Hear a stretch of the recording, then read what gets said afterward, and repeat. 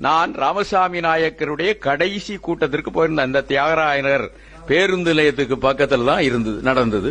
அதுதான் அவருடைய கடைசி கூட்டம். அவரை அம்பலப்படுத்த வேண்டும் என்கிற ஆவலே எனக்கு அப்போதுதான் வந்தது. அதுக்கு முன்னால அவ்வளவுதான் நான் அவரை பற்றி விமர்சிப்பதில்லை, திறனாய்வு செய்வதில்லை. ஆனால் அந்த கூட்டத்தில் அவர் பேசுறாரு, எனக்கு என்ன வருத்தம் என்றால், நான் தமிழர்களை தேவடியா மக்களாக விட்டுச் செல்கிறேன், பார்ப்பனர்களுடைய தேவடியா மக்களாக விட்டுச் சொல்லுகிறேன். திராவிட இயக்கம் பேசுறவன் திராவிடர்களை நான் தேவடியா மக்களாக விட்டுச் செல்கிறேன் சொல்லியிருக்கணும்.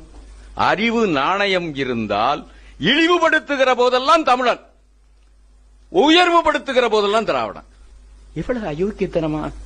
உயர்வுபடுத்துகிற போதெல்லாம் ராமசாமி நாயக்கருடைய அந்த நூல், ஆராய்ச்சி நூல் அனைத்தையும், அவருடைய பேச்சுக்கள், எழுத்துக்கள், தொகுக்கப்பட்ட நூல்களை எல்லாம் படித்து பார்த்தீர்கள் என்றால், உயர்வுபடுத்துகிற போதெல்லாம் திராவிடர்கள், இழிவுபடுத்துகிற போது, கொச்சைப்படுத்துகிற போது தமிழர்கள்.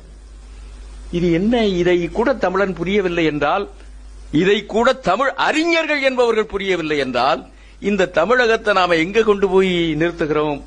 பரிதாபமாக இருக்கிறது.